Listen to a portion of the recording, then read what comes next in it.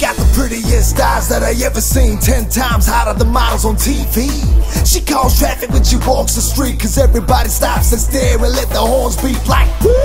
She plays hard to get, the type that walks past and makes a man swear goddamn.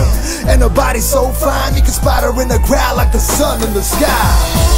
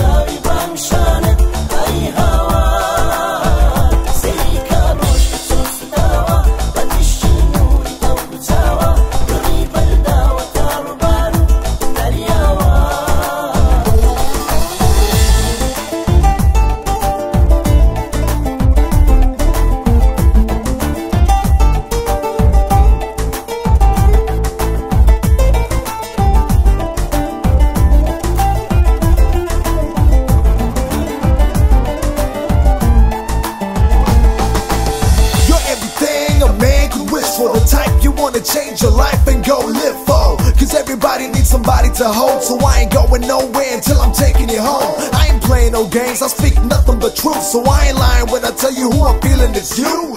It's Lil Soldier, baby, and I'm Iman. We doing the worldwide from Sydney to Kurdistan.